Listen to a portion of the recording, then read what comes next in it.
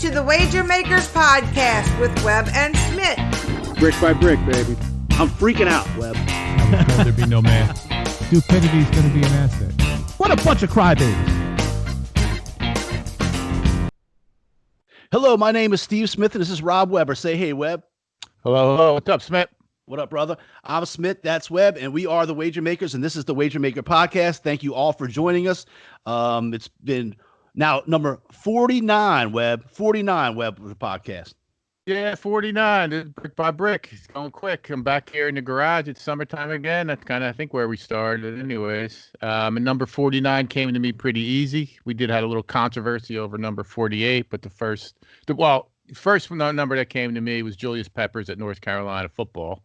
I don't know if you know Julius Peppers from the Bears and the Panthers, and then probably the Packers. Anyways, I used to have a Carolina football jersey, number 49. But I'll give it up before we get too much blowback. We'll have to go with Louisiana Lightning for a couple of reasons. First of all, the moniker Louisiana Lightning, and then obviously his Yankee fame. But I was actually I'm not the biggest Yankee fan, but I always like Ron Guidry, so I got no problem giving it up to. That was an easy slam. 49 was a slam dunk for me. Got the Yankees man and Louisiana connection. That was an easy number 49. Ron Guidry breaking off that hard ass slider from lefty breaking that hard ass slider. I can picture it today from back in 1970 something. With that team, I can name half. That was growing up. That was half. Could name almost the whole starting lineup, the whole around the infield, outfield at this point. That was a team I used to love growing up. That's interesting. Yeah, Guidry is a little skinny left-hander, right? And then he had that kind of a little bit of a porn stash going on. But yeah, right. That 70s, got that 70s stash working. Yeah. So easy one, Ron Guidry. We had some issues last week. Tim O'Donnell and Todd Lewis both reached out to us. Obviously, I was going to say they're both Mets fans. They're not. Todd's he's one of them Philly fools from up there in New Jersey. Yeah, right. So he's a Philly fan. Tim O'Donnell's a Met fan, but they both say DeGrom was the best number 48. But to me, there's not enough skins on the wall. Obviously, he's got a couple Cy Youngs, whatever. He's great player. It's too early. It's too early to be an all-time great for him. Yeah, I mean, first of all, you can't coming up against Moose is a tough. Darryl Johnson's a tough assignment, but DeGrom's a great pick. You got to give us 3 or 4 years. A little while from now, he'll be much more. I don't know. He's not getting my vote, but he'll be right there. Right. So I mean, they had a valid argument, but just to me, it's a little too early. A guy that's still playing right now has been in the league several years. It's not to go all time greats. Moose Johnson, I don't know. Fullback, I don't know. They have an argument. I'm just not ready to give it to a young guy. It's valid, but not, again, 5 years down. And once he's done, let's see what happens. Let's play it out. All right. So we got a great show coming up. Going to talk about a few things first, but everyone can be happy. I'm not going to be doing the guitar competition this week. We talked about I like the guitar. We talked about doing a competition and having different competitions to get people involved. We have one coming up. Scott Wheetley, the guy that does our horse racing picks for us every week from the Thoroughbred Report. You can check him out on Facebook and Twitter and Instagram and everywhere. He's doing a horse racing pick for all the Derby prep races leading up to the Kentucky Derby. So he's going to be on a little later and tell us about the competition he has. People, there's going to be a $500 grand prize for the competition over at the Thoroughbred Report. No entry fee. Just get on there, like a couple things, subscribe to a couple things, and get in there, and you can win a chance to win $500. Yep. So easy. I wanted to give a shout out though for the winners of last week's competition, Todd Lewis and his son Logan Lojo out there. I think he might be our youngest listener. I apologize a little bit. We talked a little bit about porn. We say bad words here and there. I don't know if Todd Lewis is going to have to go to Child Protective Services or something for watching the show, but he tells me Lojo's a big fan. So it's a shout out to Lojo. I'm going to send him out a t-shirt and a hat, but they got the guitar solo last week was Cream, The Sunshine of Your Love. And so they guessed it. But I just wanted to send a quick apology. If you were listening on one of the audio-only sites, the guitar didn't get picked up properly audio-wise. So only if you listened on YouTube could you actually hear the trust me, it was It was awesome guitar playing.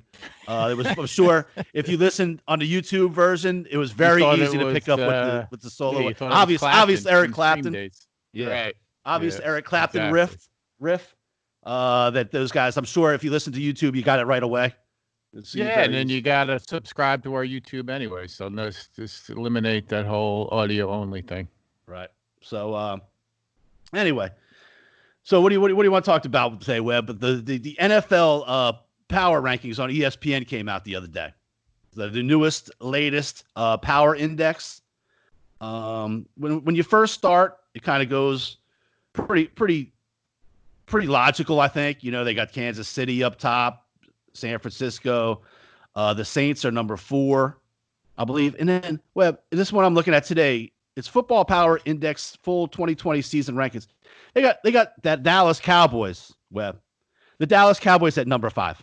Yeah, they should be number 2. Can you explain this to me? Look at this star-studded roster. They finally got rid of the dead weight, the albatross around their neck, Jason Garrett, and even more importantly, Rod Marinelli. So they'll be right up there, you know, fighting the Chiefs. I don't know what world, what 1993 world do you live in? They made the playoffs the year, but 2 years. Prescott's been in the league 4 years. They made the 3 years, and they made the playoffs twice. Last year was the only year they didn't. Since he's been in the league, that's all you got to do. Look at that lineup. Look at the all pros on the offensive line. CeeDee Lamb's going to be the next great 88. Zeke Elliott is unprecedented, and then the defense a little bit of a question mark. But dude, we got Aldon Smith back. Come on, how can they lose? By the time the season starts, Aldon Smith is going to be sitting in a car having social problems or something like that. Right. With a shotgun making threats to an airport. Right. No, yeah. They're there. They're going to trade for Jamal Adams. Cowboys, that's right what it should be. It's a strength that guy's been saying all along. It's the strength of Cowboy Nation, the strength of the greatest professional sports franchise in history. It gets you, and we're just lucky that it's only 5. If you're just based off that. Again, like I said, it should be the Chiefs. I'll give it to them. They won last year. The Cowboys should be 2. There you go. That's it, man. And then I don't know. And then the rest don't matter. That's an AFC and NFC. States. I don't know what kind of pills you're popping behind those shades, man. But Maui Jim. I have a feeling your eyes would be bloodshot right now if we took a good hard look at them. Yeah. So all right. Well, in sports last week, we had the big matchup, Webb. The Tom Brady and Phil Mickelson versus Peyton Manning and Tiger Woods. I went with Tom Brady and Phil Mickelson over Peyton Manning and Tiger Woods. That didn't work out too good. I had no idea what a shitty golfer Tom Brady would be. Now, let me just, this is a little unfair. I mean, the Brady hate is unprecedented, but I don't, it's just unfair to him. How the dude's got to be, if I was Bruce Arians, I'd be like, motherfucker, you better be in your house. You're walking in the wrong houses down there. Get your face in the playbook. Forget this stupid ass golf. You know, if you want to just write a check to charity, I understand it was for a good cause, blah, blah, blah. But obviously, out of the 4 of them, he's got the least amount of time. And, you know, anyone who's play, if you golf, you play today, you don't play again tomorrow, your game plummets. So I was a little bit, I don't know. I felt a little, not that I would ever feel bad for Tom Brady, but he was behind the 8 ball on that one, I thought. Yeah, I agree.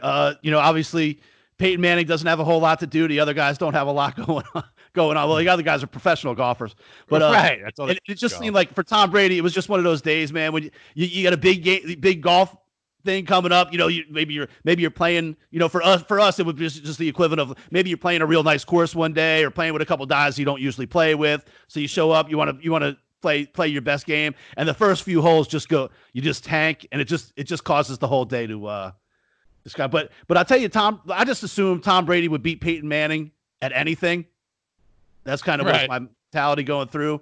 But Tom Brady did come up with the highlight of the day when he holed out from, I don't know what fairway it was, maybe the 7, 8, 9 or something. He holed out from the fairway for I think he might have made a birdie on that one, but that was a beautiful shot. But And he split his pants too, or something, right? I saw He some did type split of his highlight. pants. He split his pants, but it was kind of fun. Webb, that was the most watched cable golf event in history. That goes down like, you know how like sometimes the first couple rounds of the Masters, first couple rounds of big championships are on like USA Network, or they've been on TBS and TNT. This was bigger than all that. Bigger than all that. It makes sense to me. I was dying. I mean, the fucking NFL draft, it was like it was the Super Bowl of Super Bowls when we're coming up to that. It was the first thing we could really put some real gambling money on. It was the first sporting event on TV. So that doesn't surprise me too much. I was glad to watch it. I mean, when that first came on, I saw that rain. I'm like, oh, they're not even going to they're going to have to call this thing off, which would have sucked. But yeah, I mean, I was rooting for Brady, but just based on our action. But also, I'm so sick of seeing fucking Peyton Manning. Him and his forehead could go fucking get off TV already. Why do they act like Peyton Manning is so funny? That's the thing now. It's like, oh, he's got this little show. Oh, Peyton Manning is such a funny guy. He's not. He's really boring, not. Boring. No, he's a fucking right, exactly. And he's won one Super Bowl, like enough already. Roethlisberger has more, and you win one Super Bowl, and all the fucking hoopla, just go away. Take your money and go away. All right, so and his brother. It was just awesome to me. It just shows you how hungry everybody is for sports. That so many people watch 2-on-2 golf match and everybody's dying. But what was really cool about that was I saw like DraftKings and stuff. They were posting in-game. Oh, there it is. Here comes our train, Smitt. Woo! The wager maker train. Here comes the wager maker. We used to try and hide it. Now we're just gonna embrace it. We gotta embrace it. You can't run from it. We gotta just. You can't run brick by brick, baby. Even when we're in the studio one day, we're gonna have to import a train. We're have to, I'm gonna record it and play it every fucking time. Right. We used to hide it and be like, oh shit, the train's. Should we stop no talking? We keep talking. Do we talk louder? What are we gonna do? Yeah. Now fuck it. Train's coming. Here comes our train. That's right. That's right. So yeah, it was fun to watch. I thought it was funny because we had a few people texting back and forth about the match. We would think it was the Super Bowl we were watching. Yep. So it was awesome. So moving forward, it looks like a lot more teams. We're starting to move down that direction of figuring out ways to have sports and to whether they're gonna have fans or whatever. But of course, Webb. So Friday, I've been saying this. I've been harping at this forever, right? So Friday, yesterday. Season ticket, the total money package had to be due for Saints tickets, right? So we've talked a lot about the NFL really acting like COVID-19 is not even, I don't think it's even in their vocabulary. Right. So, of course, Thursday evening, the Saints come out with like the stipulations of what life might be like during coronavirus and how to social distance at a game and how to let only a certain amount of fans in and all this other stuff came out the night before all the season tickets are due. Gail bets you owe me $5,000. That's what I say. It's interesting. I was playing golf with Nick the other day, and we had some questions like, how would you're a season ticket holder and then your buddy's a season ticket holder. If they're gonna cut every other seat or whatever it is, how are they telling you that would work? Right. I don't know. I'll have to read the fine print. I think it's very beginning. I think they talked about some kind of pods where, you could have a group and sit in one section and then another group sits in another section. I have no idea how it would work, how to go about doing it. But I mean, if I'm going to sit at a stadium with 10,000, 15, 20,000 people, I'll just watch on my couch. To be honest. I mean, I hear you. I just don't know how they're going to, or maybe, yeah, I mean, that's an odd thing. And I guess maybe you wouldn't even go to every game then, right? You would only be able to go to half the game. No, but not everybody can go to every game, no doubt. Right. So that if it's holding 70,000 people and you're only getting 15,000 people in there, that's one every 5 tickets or something like that. Quarter, right? Yeah, yep. So you're going to go to wow. So I don't know. It's just disappointing. Obviously, I mean, this isn't even the Saints games aren't the most disappointing thing about this whole coronavirus, but to have the season, this season schedule setting up for the Saints was going to be amazing. The opening week was going to be a late game against Tom Brady at home. All kinds of great times. We've been begging for years to have a whole bunch of 3:30 those late games. We got a whole bunch of them this year, but it's not, who knows what's going to work out. But I've been preaching all along. I said, man, the NFL is going business as usual. The day the Saints season, the day everybody collects this money is the day the NFL is going to come out and say, listen, for the well-being of everyone out there and the safety of all our fans, here's what we're going to do while we're holding your money. That's what's going on. I don't know. I wouldn't count out the NFL just yet. I mean, you're looking at what's that first September 8th or something like that, right? I would doubt they're going to have anybody at the preseason. I don't know why anybody would go to a preseason game at this point for any reason anyway, actually, in a regular year. But we're going to have a lot of stuff between now and then to see. So they may, maybe go at your own risk type thing. So I wouldn't count the NFL out as just saying, fuck it, everybody, doors are open. Right. So, but other teams, while we're talking about this, other teams are starting to go about the process of moving forward. When we talked last week about how the SEC is going to be getting back in camp early in June, a lot of these college teams are getting back at least to practicing or doing some voluntary work, quote unquote voluntary workouts and things like that at the schools. The NHL and NBA have both come out with plans moving forward. Still, the Major League Baseball web is still. They're still having money squabbles in Major League Baseball. I don't understand. They're going to lose a lot of fans if the reason they don't play with this is because of money. That's a great point. I don't know if you remember, my first job out of school is I worked for a company called Dorner. So I was going to Major League Baseball games when they first put the rotational signs behind home plate. And I was there, a young kid, just literally my first job out of school. And they went on strike then. And it took me, I'm still not the same type of MLB fan I was when I was a kid growing up or whatever. So that left a sour taste in my mouth for a long fucking time. It's still a little bit there now. And if I wasn't a gambler, I wouldn't even give a fuck. So if they do this shit, again, it's going to crush even the things, even it's going to go as far. Little League Baseball is losing kids. I see it from my daughter. I'm a softball coach so kids, they're losing kids to soccer. Lacrosse is huge now. So I would hate to see them, certainly over money. But I did do a little research. What's going on? I guess the owners came out with some type of revenue sharing program, which I don't see how that would work. I don't know if I would necessarily blame the players for not accepting that. So it wasn't a straight prorate. I mean, a prorated thing I think would work, but that would hurt the owners. And then I saw something where it's going to be a straight 10 or 20% discount on their salary, which I don't think would be an issue for the players. I don't know if the owner would go for that. But then there's some other. I believe the players association's coming back today. I thought it was with some type of their kind of rebuttal. So, yeah, I mean, I'm with you 110%. If this thing goes away and NHL is playing in Vegas and somewhere and in Canada, and these NBA players are all checking down to Disney World, and the MLB can't figure it out. That's right. Fuck them. And that's where wager makers will have to protest or something like that. But I hope that doesn't come to it. And baseball seems to me like the least contact sport of them all. That would like where the health issues would be less than in football and basketball and hockey for sure. Exactly. I mean, especially if you're a starting pitcher, just show up on the day you got to pitch. You don't got to be there otherwise. And then even the bench, you have guys in the clubhouse or whatever it is. It's not like they're, I mean, there's certainly ways it seems like to me to kind of even put guys out in the bullpen, whatever. I mean, there's a lot of different ways to kind of figure it out.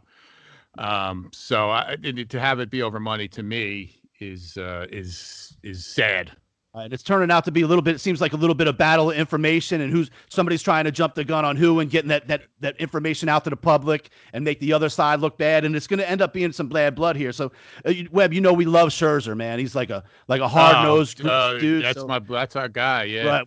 We gave Snell a whole bunch of shit a couple weeks ago for some stuff he said, but Scherzer is one of the top guys, I guess, in the Players Association. He is. And he came out yesterday. He said, after discussing the latest developments with the rest of the players, there's no reason to engage with Major League Baseball in any further compensation reductions. We have previously negotiated a pay cut in the version of prorated salaries, and there's no justification to accept a second pay cut based upon the current information the union has received. And he said, I'm glad to hear other players voicing the same viewpoint and believe Major League Baseball's economic strategy would completely change if all documentation were to become public information. I think what he's trying to say is, the owners came out with the thing saying, look, the players turned down this deal we tried to give them. And but I think if all the news came about how much the owners were making, beforehand, maybe the public opinion would be a little bit different because it's been coming pretty hard on the players. But I think both sides have plenty to gain, plenty to lose, and they're fighting over the same crap. Yeah, I mean, what you're saying is, I agree 100%. Like the most important part of that whole quote was that last sentence there. Like, what they don't want to see, the owners, conveniently put out their little, clickbait or whatever you want to call it to kind of get, and it worked. I mean, we jumped all over them. But I guess what you're just saying, if you see what the proposal really is, how much they would lose versus how much we're making, all that stuff, so it wouldn't play out like that. So, and I did, after seeing that, that's, I said, I did a little more research, and it kind of looks like one of the plans makes sense, some of them don't. But, again, the billionaires fighting again. I mean, Scherzer's contract was, what, $200 million? So I don't want to hear any fucking bullshit about money from any of these fucking guys. But, I get it. Just figure it out. That's all I have to say. Just figure it out. So moving forward, so I think me and you and our intern Nick have discussed a little bit about these baseball guys pissing us off, and in the past, me and you, we kind of haven't been the biggest hockey fans growing up. We were usually playing basketball in the park that during that season back in Freehold. So we've decided to become hockey fans, like official hockey fans, and we were talking about teams that we would get. Obviously, for me, the obvious route was the New Jersey Devils. So we were all kind of in on that. Nick was even looking at Jersey Devils jerseys and things like that. And then NHL comes out with their plan, and like the bottom few teams, the bottom feeders of the league aren't going to be involved in the playoff run. So we're gonna have to come up with another team. And I think you and Nick are all about the New York Rangers right now. Yeah, no, I was always a little bit. Hey, back in the heyday, I had my time as a street hockey player on Waverly Place back there in Freehold. Right. So, and I was been a little bit of a Ranger fan, Phil Esposito days. Rangers around here is big. It's huge. And I've been betting on playoff hockey for decades. So I'm a bit of a closet fan. I am like a Predators fan. I like them a little bit. I was an LA Kings fan for a minute, but I've always been Jimmy Porter's a big Devils fan, so I try to root for some local teams. So I do kind of like both the Rangers and Devils. My mother-in-law is a huge Rangers fan. I got a buddy, Mike Scott, who's another Rangers fan. Anyways, Johnny Morgan's a Ranger fan, so I kind of like both. It's a little bit of sacrilege. So I obviously I couldn't have been that big of a fan of either. So I would have jumped on the Devils in a heartbeat, but we're gonna Nick and I don't know. You're obviously. I'm still on the fence. I'm gonna look around. I think I'm gonna shop around a little bit, see what's out there. And even Nick shooting now that the Rangers are a young team, so we can get behind them now, and they'll be good for a while. And and even I'm thinking about it, game we can get some decent odds. I think they're the 6th seed, I guess, playing the 11th seed in this tournament, playing the Carolina Panthers. So Carolina Hurricanes, excuse me. So why not? Yeah, let's do it. I mean, we're going to be involved in it anyway. And hey, I don't know if I think we sent this that how it's going to be it's going to be like NCAA basketball tournament-esque that first day. There's going to be like games starting in the morning, going through all night, those first couple of games. So that's really fucking exciting. Again, it'll turn me into the biggest hockey fan in the world. If that's the first game in town, they're going to start playing hockey at 10 a.m. and go for a couple days through the night. So I'm excited. And yeah, I'm going to start with the Rangers for sure. Love it. Hockey, go all the way. Pucks. Love it. I just got to pick a team. I'm just going to be, as a gambler, I'll just be a fan of whatever team, whatever night. I can't. To me, going with the Rangers is kind of like being a Yankees and a Mets fan. That can't happen. You can't be a Giants and a Jets fan. That can't happen. But there is no Devils this year, so that's one way. That's one way that we can definitely get behind the Rangers, because the Devils are, for this season at least, they're not a team. So going to the NBA, they're talking about maybe playing all the games in Disney World. And there's been talk back and forth. I think they're just trying to work out their schedule now. A lot of people think, I even posted something the other day, or might have just shared it with you, that the NBA is almost trying to get Zion in this round robin tournament some kind of way. Yep. Which would be awesome for the Pelicans. I talked about that a little while ago, maybe having those last 4 teams play a little play-in. Something. It looks like they're just going to be going like a playoff scenario, but maybe if the teams that are right around the playoffs, which I think that they're trying to make sure the Pelicans get involved in this, because Zion's obviously a big draw. Well, I mean, they're playing good too, and Damian Lillard, I'm sure you've seen him. He's come out and saying, why would someone play games if they're not even going to be eligible for the playoffs type thing. And he I see his point, but I'm not sure I agree with that. You're getting paid. But anyways, his team is kind of right there with the Pelicans, but he's getting 2 starters back from injuries. So that's a team that could make some noise. And they did that a couple years ago as well. So, the NBA could maybe kind of, hip check, use a hockey term, to get Zion in there, but also kind of use some of the precedents from years past, to some teams are hot. It's much like the NCAA does. They kind of consider injuries and stuff for tournament teams. So maybe do a little tournament, 1 game playoff between those 2 teams, and then maybe there's 4 teams have a game, and then the 2 winners play, and then whoever wins that little tournament gets in, or something, or whatever, however they do it. But I don't have any problem with that. Expand it a little bit. Why not? Right. It's going to be exciting. It's going to be like all these leagues that have real long seasons. All of a sudden, it's going to be a sprint. I think it's going to be really exciting. It'll be a lot of fun to watch. Yeah, and even teams like the Pelicans need some help. This will boost some interest, some attendance, and especially now, man. Like we're talking about this, a charity event for golf generating incredible numbers. Why not take advantage of this and really, promote the league, promote these young guys, and it'll help the franchises. Why not? I mean, this year is, I hate to use the word unprecedented for the bazillionth time, but again, this is a year that's different. So why not do something different and get everybody in and get excited? And if your teams suck, I mean, if you're one of the better teams, just go beat the shitty team. Again, it's not, you're gonna have LeBron pick whatever team he wants to fucking play on and who he wants to play with, and you're gonna cry because you got to play a team that's 15 games under 500. Come on. Right. So I'm just excited, Webb. I'm just excited that at least we're talking now. At least we're talking about sports starting up. At least they're trying to come up with the plans to move forward. So it's just a good deal. Did I see July 31st as game 1 for something? I think it was at the NBA. I think I saw something in there. I saw that number 2. I forget. I don't know. I'm not sure what that was for, but yeah, could be. But I think that seems a little further away than what I've seen some of the stuff. Yeah, I mean that. But again, at least that's some type of light at the end of the tunnel. But I think the hockey's going to come before that, and I'm real excited if they could do something like that. Like a tournament, all day games and shit. That would be great. Yeah, so that'd be great for you, for the bar. You basically, I mean, even we're dying for stuff. I'll tell you what would be cool is if not cool. Look, I want everything open, full blast. But let's say the Saints are only allowed to have 10,000 people in there. But if the bars at that time are allowed to be full 100%, well, man, that's But I'm not thinking about that. I want the greater good, Webb. I'm for the greater good, of course, of society. Team guy, I know. Yeah, right. So, but that could be it. Hey, but you deserve to get yours. You've been close. You've been down if Scherzer's bitching about money, I can get a little of my own. Yeah, believe me, you're on that Saints soapbox since we started this thing. So it's right. we all get it. Right. Gail Benson, you owe me $5,000. Just saying.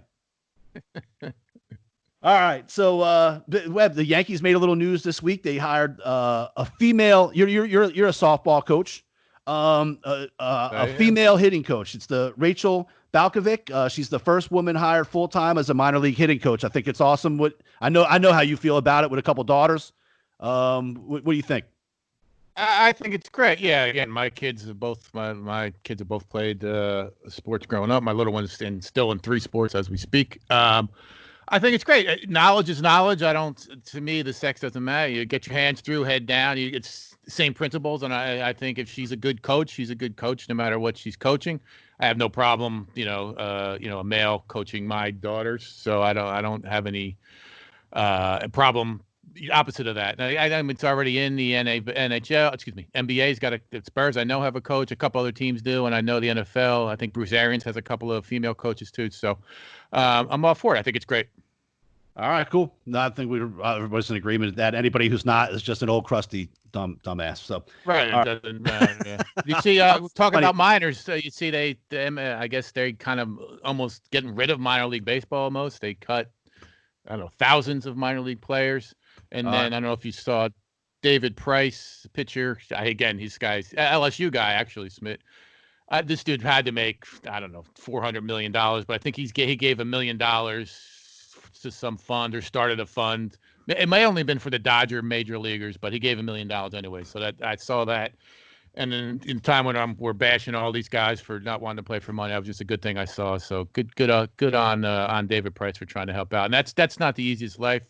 Herm Sorcher was a GM for the New Jersey Cardinals. I know a lot of the kids that played for him. They were kind of the same age as me back then. And it's, if you're not a bonus baby, that's not the easiest gig, man. So. Yep, just scrapping to make it. So. Yeah. All right. Before we get to Scott, you got anything else you want to talk about right now, or KBO baseball, baby? You want to talk about people starving for shit? Motherfuckers are staying up till 4:30 in the morning. We got Davo Dude fucking hitting the bong and fucking smoke and gambling. He's winning too. He's been winning. It's been awesome.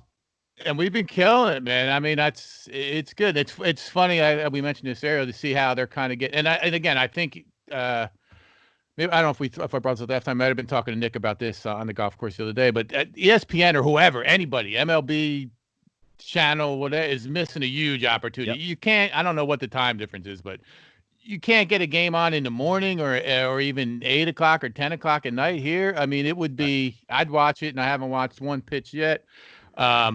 So I don't know why they're doing it, but anyways, we're killing it, man, and it's good. It's fun to see. I saw Mel Rojas Jr. I think hit a couple of home runs in a row the other day. So some MLB talent that's over there. So, but Wager Makers has got it, man. We're killing it. Yeah, dig it. So it's only one more day left in this week, but we're up quite a bit right now going into the final day. But it's, man, just like we talked about with the NHL and NBA taking advantage of.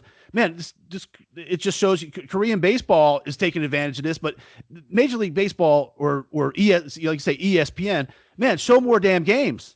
And we understand. Yeah, we talk about the female. We talk about the female hitting coach. The best analyst on ESPN right now for baseball is, I forget her name. It's the woman that's on there. Yeah, she's the only one talking about the games. The other guys are talking bullshit the whole time. She's talking about the games. Yeah. There's a couple of them that are pretty good. I actually watch a lot of the women's softball World Series. There's two. Just one of them. I think she works for the Mets. But the woman I know you're talking about, yeah, she does all the college games. She's very good. Right. She's all about the game. She's definitely a good analyst. So, right. I hear you. All right. So yeah, Korean baseball has been awesome. We love it, but it just shows how well. I don't know if everybody's as rabid as we are about, sports and watching some and betting some, but yeah, to me, move it up a couple hours, move it. If you put it on instead of 4:30, if you put it on at 7 a.m., people would watch it. Instead of 4:30, if you put it on at midnight, people would watch it. Just move it a couple hours one way or another. Bring it to the players in the KBO and ask them, hey, do you want to get some exposure in the United States? Are you fucking kidding me? Yes, I do. Can I have a chance to play in Major League Baseball? Of course, absolutely. So I don't know. Does it mean you're playing at 8 a.m.? Yeah. So I'll do it. Play whatever time. You're playing at 11 p.m.? Yeah, I'll do it. Whatever the time is. Exactly. Want me to tip it off at 2 in the morning? No problem. Tell me. No, I got to have every game at 4 in the afternoon, and our time. Like, there's 24 hours in a day. You can certainly set it up so in the United States it's not 4:30 in the morning. Trying out loud. Give them some more money. Kick in some of that ESPN money or whatever broadcast TV money you're getting from the States. And I don't know how long we've been gambling on it. I guess 3 or 4. My account has been plus since we started. So I don't know, 4 or 5 weeks I've been at plus weeks. There've been double digit pluses. I'm not sending the girls through school. I'm winning, but I've had winning weeks for four weeks in a row here. Often a little bit that. Exactly, and then that's even thanks to Scott Wheetley too as well, who's coming on. All right. So, all right. We'll run right in. Hey, guys. So ever since we started, this guy's been one of our biggest supporters. He's been giving us free picks all the time in horse racing expert. But as much as anything, you can thank him for us not having a guitar playing competition this week. That was, I already mentioned Todd Lewis and Lojo won that. But as much as anything, now we have a competition to talk about. So we want to welcome from the Thoroughbred Report. You can check him out on all of his, Facebook, Instagram, Twitter, all that kind of stuff. And he's giving free picks all the time, every day. Want to welcome to the show, Scott Wheetley, everyone. Hey, guys. Thanks a lot. Thanks for having me. Thanks for coming, man. So we've talked a lot about your picks, and we've been sharing your picks, and you've been doing a great job. And we've been keeping track, and you've been keeping track of the Kentucky Derby prep races. Tell us a little bit about yourself and when you started betting on horses and your background as far as that goes. Okay. Well, I started legally betting on horses in '93. My dad he's an OG horse player, man. He's retired now from teaching school, and his dream was to play the ponies all the time, and he's living out his dream. So I just kind of learned to his knee, and just as I went, developed my own methodology and just kind of accumulate, little bits and pieces from him and other people as far as like how do you dissect a race and a past performance and what to look for and what's like a red flag, things like that kind of help you out along the way. So how old were you? How old were you when you learned to read a program, man? Oh shit. Probably 15, 16. Yeah, wow. That's funny. Yeah, I got.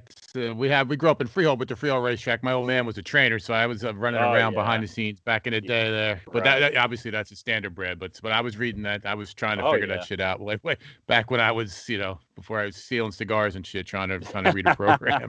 Me and Smitt. Right. Right. Back in the day, you could have grew up with us. We even just younger than that, our dads used to bring us to the track. The little toddlers. Spent a little $2 show bets and shit like that. Yeah. He'd make my bets for me, but on my 18th birthday, I could actually do it myself, and I was so proud. There you go. Right. So, Scott, tell us a little bit. When we first started the show, you were just kind of giving us picks and being an expert in that way. But now you started your own thing with the Thoroughbred Report. For everybody out there, make sure you check out the Thoroughbred Report on Facebook, Instagram, Twitter, all that place. How's that going so far? It's going great, man. It's really getting some traction, and appreciate you guys helping me out with that. As far as getting me publicity. It's free picks, man. Every day, all the major tracks. I spend hours a day looking it over, coming up with stuff. And right now, I think I'm about a 27% in the winning percentage, and I'm in the money about 67% of the time, which it could be better. But Gulfstream's been a swamp for the last 2 weeks, so it's hard to come across when they're off turf every other day. So it's hard to pick them sometimes. That was going to be one of my questions. The weather's been crazy, especially down south. So that, I mean, is that really affects it? And I've been following maybe a little more than Smitt, depending on how much time I have during the day. But yeah, it's been great, man. You've been spot on. But of course, I try to get a little fancy on my own. I'm not fucking some of your stuff up. But you ought to. When man. I need that go-to to kind of winner, get even. Yep. Yeah, and I try to get a little, dive a little deeper, so. Exactly. Right. But you've been real good, man. Thanks, brother. So, Scott, I think a lot of people out there are kind of like me. Like, I enjoy a day at the track. I enjoy going to the track and picking the horses. But I don't really, I like spending the day there. I know how to read the program. I like going race for race. But I don't really keep track or never really have about what leads up to the Kentucky Derby and how horses are picked for the Kentucky Derby and or what stakes race is or what it means when the horse wins. Why don't you tell us a little bit about how? Like, you've been talking a lot about the Kentucky Derby prep races. Tell us a little bit about how horses end up in the Kentucky Derby and what this process is leading up to that point. Sure. All right. So a few years back, they went from just money accumulated for the 3-year-olds throughout the year. That's how they got in. They assigned a point value to different races. And so, like for Oklahoma on my track here in Arkansas, the Arkansas Derby is worth 100 points, which is almost guarantees if you win that race, you will be in the Kentucky Derby. If you can win some of the minor stakes races, like the Rebel Stakes, and then the Smarty Jones, those are worth decreasing values, but they add up. So if you can get a share of some races, you can accumulate some points, kind of climb the leaderboard. It's like a top 20 style thing, and the top 20 horses have got the points will be invited. There will be some extras this year because the top point leader right now, Nadal, had to retire this week. He broke his leg training at Santa Anita, and he was one of the Arkansas Derby winners, by the way. So he's out. So now that opens up a spot. So somebody like New York Traffic, who came in second in the win, something like that. But there's 9 more prep races to go, so there's plenty of time for a horse to make a move. We saw one last week with Maxfield, who hasn't raced in 7 months, came back and impressively won that race at the Matt Win. And so you're going to see some horses come out of nowhere, I think, here at the end, like at the Haskell and places like that. I know Rob's all about the Haskell, so you're going to get a good treat. Yeah, you're going to get a good one there. So, question about that. I saw they may move it. I mean, it I guess in that July 18th, whatever, it's positioned badly based on everything. What's the story with that? Maybe you can elaborate. That's what they're doing right now. They may move it. I don't know if they move it to August 1st. That puts it up against the Share Belief at Del Mar, and I'm not sure they want to do that because a lot, like I said, there's 3 hubs basically of horse racing. There's East Coast, Midwest, and West, and a lot of horses, if they're on the bubble, so to speak, going back to top 25 basketball terms, they're on the bubble. They're going to want to compete in as many as they can. So I think spreading them out probably helps. The Haskell will obviously get all the best East Coast horses, but they'll also pull some from the West Coast as well. Bob Baffert loves shipping them out, cherry picking these races. Yeah, he crushes over here all the time. Oh yeah, he owns my part, man. If he has a horse running, you want to bet it for sure. So yeah, it's amazing. How do another question I had was how do the, like you say, these races, like your races are worth 100 points? How do the tracks get those races? Is there a limited amount of tracks, or is it like bidding war? Do they pay for those tracks? Do those tracks pay for those races, I guess?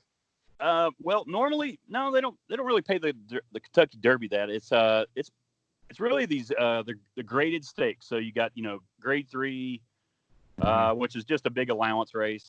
Grade 2 is pretty good. A grade 1 is a really good race. It's going to draw your top flight horses.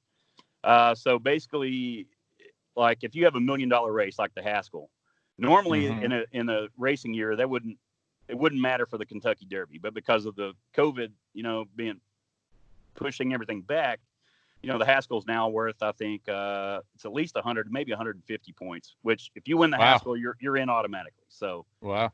And it's $1 million race. I mean, the purses are big.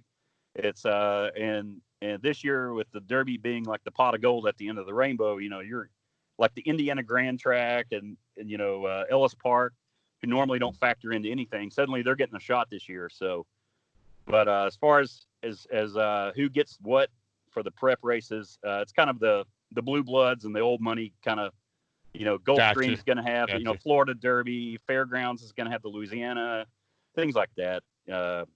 This coming week, actually, this starts the contest that you alluded to, Steve, the Santa Anita Derby. So that's going to be all your best West Coast horses. You're going to see it's a pretty good field, I think, lining up. And then after that will be the Belmont, which is normally the 3rd race in the Triple Crown.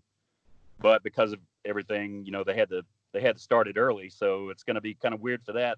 And that's on June 20th. So let me stop you there too. Why would they shorten the Belmont? Because that was the last one, right? The last leg of it. And that was the long one. So that was always kind of the bitch of the bunch, if you will. Oh yeah, for sure. So why would they short it? Just because it's kicking it off versus making it a hump at the end? Honestly, it's because a lot of the trainers said they weren't going to run their horses if it was at the classic distance, the 1.5 miles. These prep races also, they start off, they start running when they're 2 years old. These horses, and they'll run 6 furlongs, 7 furlongs, up to a mile, a mile and a quarter, a mile and 16th, mile and 1/8, things like this. And so eventually they want to kind of gauge, see how they do. Some horses are better at a mile, some, they can't, there's no way they could finish this, 1.5 mile race. And it was really Baffert who kind of led the charge and said, look, if we're going to the Belmont first, I'm not running my horses at 1.5 miles. You could cripple this, some of these horses, you could permanently damage them if they're not ready for it. So that's kind of how that goes. Yeah. Gotcha. All right, so Scott, I think you saved a lot of people from hearing my guitar playing again this week because we said we'd have we said we would have contests, and so last week we did a little name that tune contest. But Hey, thanks did I win to thanks to the Thoroughbred Report, tell us a little bit about this contest you got going on and how you enter and what the prizes are like. And me and Webb wanted to kind of add a little bit to the prize money. So tell us a little bit about that, and we'll go from there. All right. So if you go to the thoroughbredreport.com or find me on Facebook, Scott Wheetley, or if you're a fan of the Wager Makers podcast, which you ought to be, you do a great job reposting my stuff all the time. So just find me, follow the link, and it'll take you right to it. But I'll tell you about it right now. So the Derby Prep Donnybrook, it's $300 of my own money I'm putting up against anybody who can beat me. What you do is the 9 prep races that are coming up, pick 4 horses for each Derby prep race. And based on how each one of those horses do, you'll be assigned points. So it's 4 points for a win, 3 for place, 2 for show, and 4th place is 1. So say the Belmont runs, say your horses were 3, 4, 5, 6, and it came in 4, 6, 8, 10, you'd have 7 points. And then, Gotcha. Based on how everybody does over the weeks, it all adds up. I have a running total leaderboard. And if you can get a superfecta, if all 4 horses, show up, I'll throw in an extra 10 points. So it'll be a 20-point win for you. And you should skyrocket to the top of this thing. So it's a $300 cash prize. And we're going to try and have a Kentucky Derby Pickem. And I'll even let you enter for free. That's going to be a paid contest. So I'll pay your entry on that one as well. So that could be worth a lot of money actually if you do really good. So Awesome. To enter, just email me SAWheatley WHEETLEY @gmail with picks in the subject line and with what you want to do next week. Start next week with the Santa Anita Derby. You got to get it into me the day of the race by 11 a.m. I'll lock all the picks at that time. And if you don't enter, you don't get any points. I will also email you back confirmation and also my picks so you can see how you're doing. You can only submit 4 horses a race, and if one of your horses is scratched, I'll just use the betting favorite at post time will be your substitute. So if someone gets scratched at the gate, don't worry about it. I'll take care of you. All right, so we're basically talking a week from today, which would be June 6th, is the first kickoff race for this competition. How many races are there leading up to that point? There's going to be 9. There's 9 prep races between now and the Kentucky Derby. So it's going to heat up here pretty quick. Now that all the tracks are back opened up, you got 2 for June. I think you got 3 for July and 3 or 4 for August, depending. Ellis Park hasn't decided yet when they're going to run, but they're going to run either July or August. So it's gonna start going hot and heavy here pretty soon, guys. That's great. Yeah, and, it is. I'm excited. Yes. Yeah, it'd be nice to do a little competition. Like I said, we don't have to do the guitar competition this week. So a lot of people would be happy about that. So just anybody out there that's listening, if that was a lot of information, we will be reposting this over and over again for the next few days on our Facebook, on our Twitter, on our Instagram. I'm sure Scott at the Thoroughbred Report will be posting his rules and regulations and everything over and over and over again. But Scott, the Wager Makers wanted to add a little more money. $300 for a free pick is awesome. We wanted to throw in some money. We didn't know what you think would be best if we would throw in say $200 to make it an even $500 for the winner. Or if you wanted to break it down some kind of way, or if we could throw in $100 in scratch-off tickets, maybe the sky would be the limit. So you got some degenerate gamblers out there probably getting into this kind of competition. Hey, they might rather $100 worth of scratch-off tickets. So I don't know, whatever you think is best, that's what we want to throw in. Are they New Jersey tickets or Louisiana? Well, that that's makes a good difference, question. man. Yeah, right. It sure does. Yeah, I don't know. All right, well, hey man, anything you guys do, any help you give this is fantastic. Love you guys. Been a supporter of the show first, day one.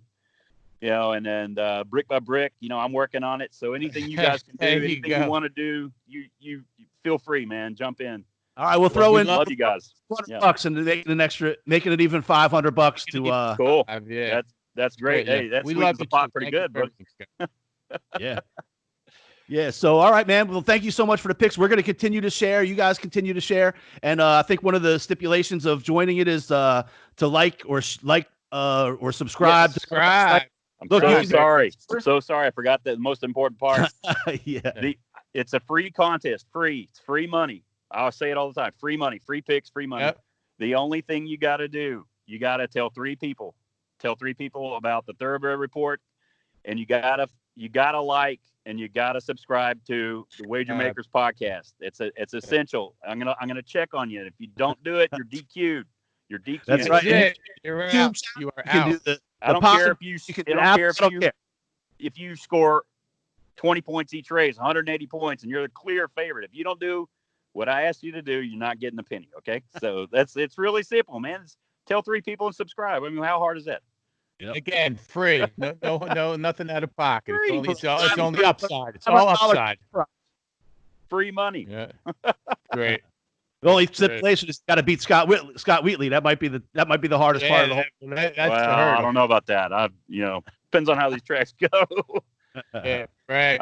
Rob can Right. take me easy, but Steve, I think I can take you, Steve. I don't know. Rob's Sounds tough. fantastic. If you Rob's want a tough out, man. so we can work on that this week. I'm happy to put a little side action on it. There you go. There Yeah, you we go. can do that. That just That'll that's work. just makes sure I'm gonna be Sure. digging into the books this week. That's all. That's right. Hey, and No more- also if you need past performances, No, go ahead. I'm sorry, bro. that's okay. Go ahead. I said if you need past performances, email me and I will send you the daily racing form, the past performance for the race of the week. Just put I need a PP in the subject line and I'll shoot it out to you. Okay. Yeah, that's what I need. What's the best website to go to find? If you got all these tracks out there and all these, Yeah. betting simulcasting and everything. What's the best website to go to look at the programs for each week? Well, a lot of it depends on what your gaming platform is. So Daily Racing Form is the gold standard. I mean, they print out the little newspaper that you see at the track, and they have fantastic articles, great writing. I mean, they have really good insight. I use Oaklawn Anywhere, which is Arkansas specific, and so basically, if you agree to bet on the race in question, they will give you the past performance for free, and it's through Brisnet, which is it's another good service. So that's one I generally use because it's free. But I would suggest if you want to learn how to read a racing form and past performances, go to dailyracingform.com and they'll hook you up. They tutorials, the whole works, man. So again, for this great. everybody, you can check our website. It's not our website so much, but check our Facebook page, our Instagram, our Twitter. We'll be reposting this. If you have any questions, hit us up at thewagermakers@gmail.com. Also, you can go to the Thoroughbred Report, get all the information there. You can email Scott Wheetley. You can message him on there. Any questions you have about entering the contest, you guys will have it, and so will we. So, Okay. Scott, man, thank you so much for the picks. Hey, brother. Time. Hey, Thanks man, for I got something for you before we go. Today at Churchill Downs, the 11th race, it's the Mint Julep Stakes. It's 4-year-old fillies. I got a 12-1 for you, man. It's a French horse. It's had 2 close calls this year. Number 8, Altea, 12-1. Watch out for it. It's going to win today. It's going to go off at a good price. You're going to love me, okay? So there you go. There's your free money today, okay? How about that? There you go. That's 11th race. I'm Churchill down Downs with on that. Saturday, correct? Got it. That's the 11th race at Churchill Downs today. That's right. Saturday. Number 8 in the 11th at Number Churchill 8. today. Yeah, that's Gotcha. right. So the early birds who subscribe to this podcast and hear it are going to make a lot of money. And if you're late, well, too bad, So That's You right. got Well, there you go. Post as soon as possible. That's right. That's right. That's right. All right. Thanks so much, Scott. Thanks, you guys, man. You've been a friend of the show since day one, man. We really appreciate it. And keep up the great picks. And we'll be in touch during this contest. And we'll be keeping people up to date about how it's going, too. All right. Thanks, guys. Love you. Thanks a lot, man. Hey, Scott, thanks so much, brother. I'll be in touch, too, about the Haskell. And when I hit, I don't know if they're going, I don't think it's decided yet if they're going to have, people can go. But if so, I'll grab you a Haskell hat. I got them going back like 15 years, so I'll make sure I get you at least a Haskell hat, a little bit of jersey sweet. for you. Awesome, brother. Appreciate you. Awesome. All right, man. Thank you. Appreciate everything. All right, guys. All right, everyone. Well, that was Scott Wheetley from the Thoroughbred Report. Make sure to check him out. He's doing a great job over there. He's got free picks every day. You guys really have to check him out. He's been one of our biggest supporters of the show and giving us picks during this whole time and keeping us abreast of all the horse racing information. Thanks so much, Scott. And, hey, we can't wait to be part of this competition. Me and Webb are both going to get in it, too. And we'll be picking horses so you can see if you can beat the three of us and see how that goes. But a chance to win $500 for nothing. So what do you got to lose? No doubt. I think I'll get the girls going on it too. And you know what? I mean, how often Scott's from Arkansas? How often you get to talk to someone from fucking Arkansas, Smitt? So it's worth it. It's worth it right there. There you go. So, all right, everyone. Well, thanks, Scott Wheetley. Thank you, everyone, for listening. Don't forget, you can check us out. If you have any questions at all, thewagermakers@gmail.com. You can check us out on Facebook at The Wager Makers, Twitter at The Wager Makers Podcast, at The Wager Makers, Instagram, The Wager Makers. I want to thank you very much to Wilbur Investigations. We can never forget those guys. If you got some kind of shady shit going on, you want to investigate over there in Monmouth County, New Jersey, Wilbur Investigations can help you out. John Grove for the bumper music, TuneIn Radio, iHeartRadio, Google Play Music, Podbean, Apple, Spotify, Stitcher. Don't forget YouTube, and Debbie's going to let you know about how to like and hit the bell and subscribe. All right, thanks, Devin. And just thank you all for listening. Listen, share this shit. Tell a few friends. If you like it, tell a few friends. Thanks out to Todd Lewis and Lojo out there for winning the competition last week. I'll have a T-shirt and a hat going out to Lojo. We have the youngest kid in the ballpark wearing some Wager Makers gear, so that'll be fun. And I don't know. Thank you all very much. Weber, take us out of here. Brick by brick, baby. Thank you very much, as always, to George and Wilbur Investigations. Thanks so much to Scott Wheatley. Everybody, don't forget the 11th race today, the number 8. I'll tell you, Churchill Downs. I'm going to take care of that as soon as we hang up. Always listen to Debbie. We need subscriptions, likes, notifications, all that good stuff. And that's it. We'll be back soon. Brick by brick, baby. Thanks for listening.